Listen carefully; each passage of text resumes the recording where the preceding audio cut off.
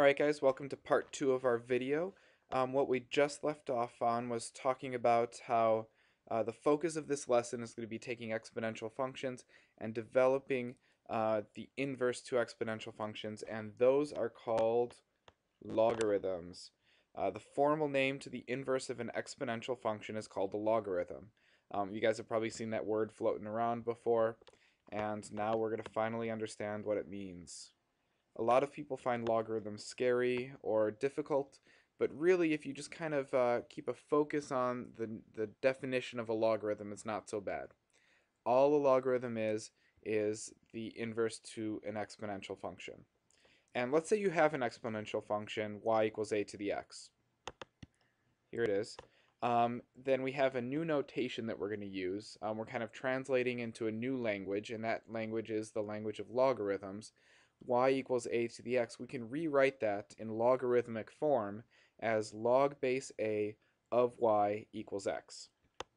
Log base a of y equals x. Notice that your exponential function has a base, a, and your logarithm also has a base, a. And since the logarithm is the inverse of the exponential function, that means that our inputs and our outputs, as well as our domains and ranges and our x's and y's, are swapped around.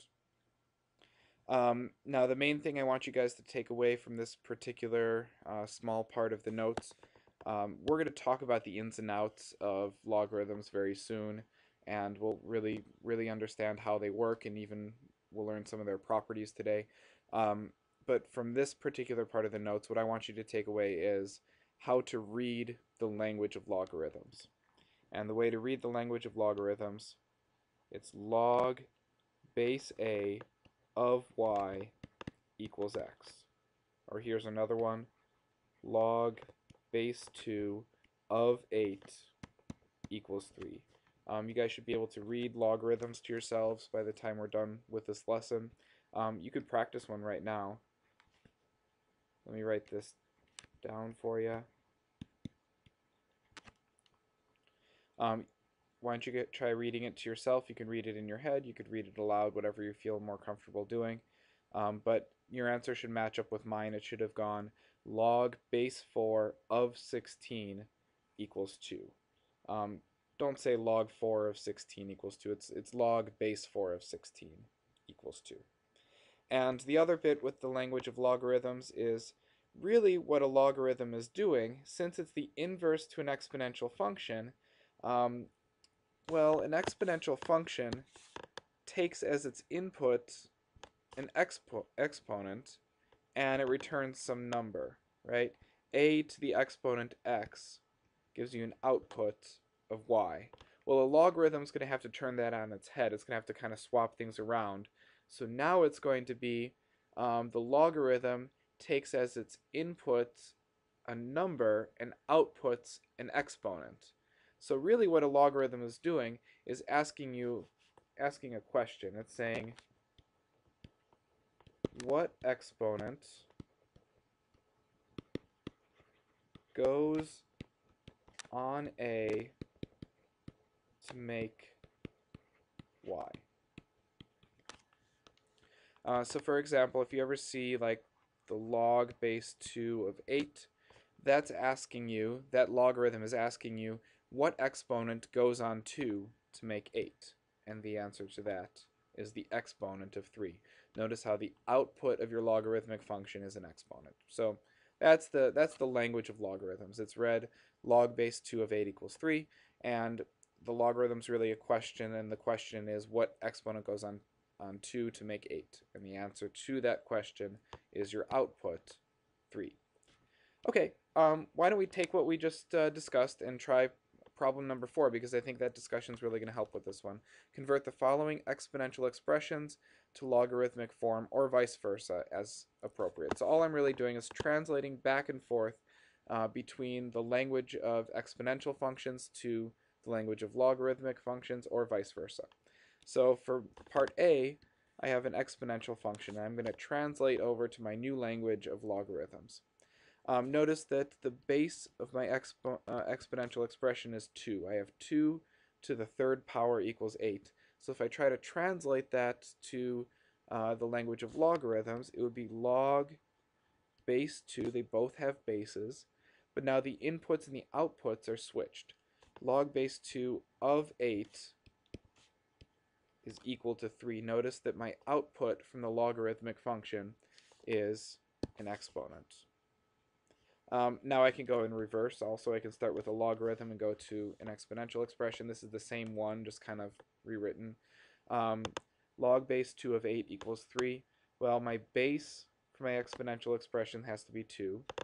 And since it's an exponential expression, it needs to be raised to an exponent equals 8. Notice how my input and my output switch around. My input and my output switch around. Y equals 2 to the x. Well, my base is 2, and then I have to switch the input and the output, so log base 2 of y equals x. Notice how an exponent is my output from the logarithm. 5 to the x equals 25. Let's continue on. So log base 5 of 25 equals x. My output was an exponent. Now log base 2 of 16 equals x. If I want to rewrite that in exponential form, I would say 2 to the x power equals 16. And technically I'm done with what they asked me to do for this one. They said rewrite it in exponential form. That's what I just did. I rewrote my logarithm in exponential form. However, when you guys get your homework tonight, they might ask you to solve. If they want you to solve, you know that x is going to have to equal 4, because 2 to the 4th power equals 16. For part F, same thing. Technically, all we have to do is rewrite this in exponential form. So x to the negative 1st power equals 4. However, when you get to your homework tonight, they might ask you to solve equations. You might not just be rewriting things, translating between the two different languages that we've learned. You might also be solving equations for x. So, let's solve it. 1 over x equals 4, which implies that x equals 1/4.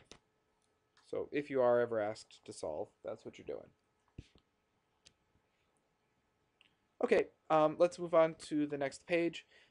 We have problem number 5. Answer the following questions that help to describe how the logarithm should behave.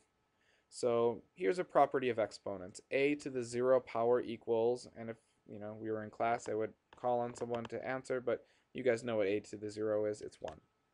Well, if I take a to the 0 equals 1 and I rewrite that in logarithmic form, that should be log base a of 1 equals, and now you guys know what it is, my output is an exponent, 0. Okay, so basically what I've done is I've kind of found an analogy between a property of exponents and now a new property for logarithms. So a to the 0 power equals 1. That property carries over to logarithms in the form the log base a of 1 equals 0. So if you ever have a logarithm with an input of 1, your output is always going to be 0. Doesn't matter what your base is. Now part B says look back at your graph from number 3. Can we input 0 into a logarithm? Why or why not? Can we input a negative number? Why or why not? So let's go back and look at number 3 quickly. It won't take long here.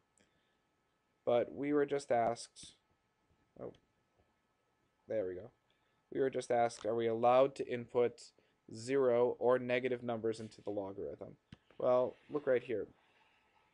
This curve is a graph of a logarithm. And if you take a look, associated with that curve is the domain 0 to infinity, not including 0.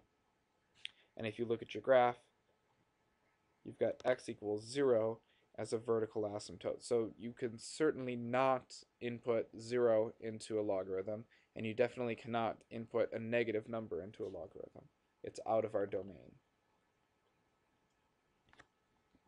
So let's see, for negative numbers, the answer is no. We're not allowed to input negative numbers into a logarithm.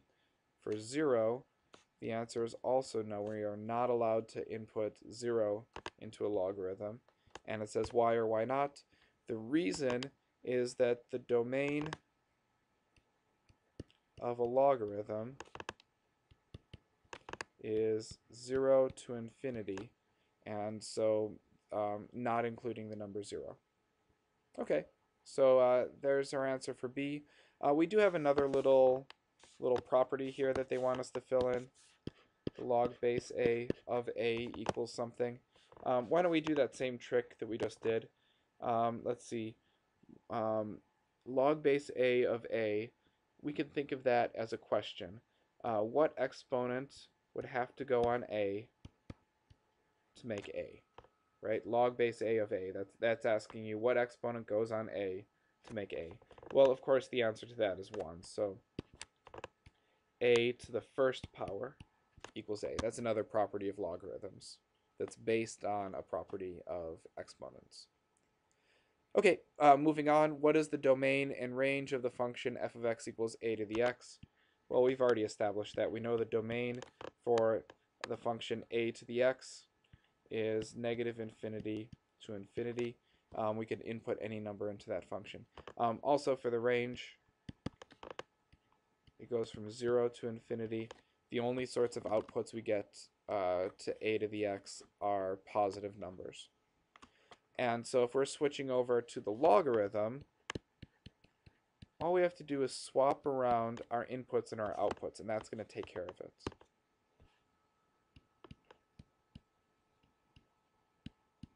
So let's try it out.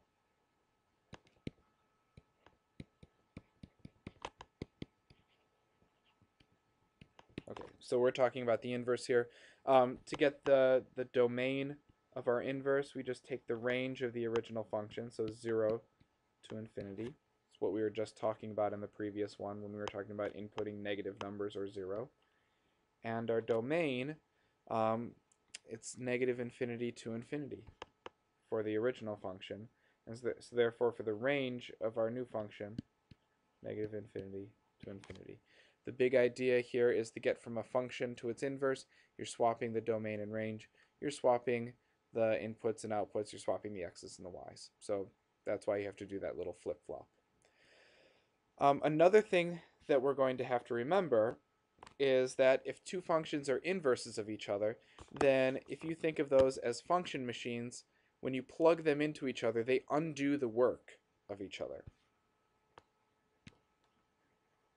Remember, if you have a function f, and then you have a function f inverse, if you plug the function machines into each other,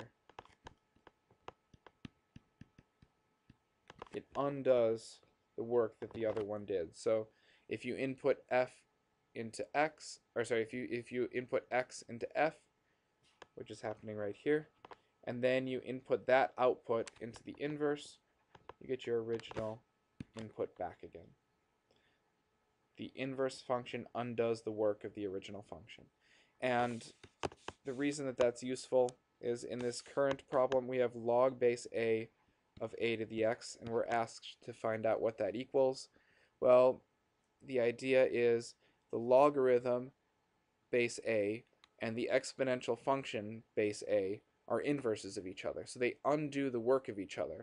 So we should just be returning the original input should be our output. Well, what's our input? X. So we should get X. Same thing if you switch it the other way around. If you take the log base a of x, and then you run that through the exponential function base a, well, the logarithm and the exponential function base a are inverses of each other, so they undo the work that the other one did, so we should just return our input as our output, x. So we have just discovered a really important property of logarithms. We've found out that the log base a of a to the x is just x, and we found out that the log base a of x, a raised to the log base a of x equals x. Got two properties there.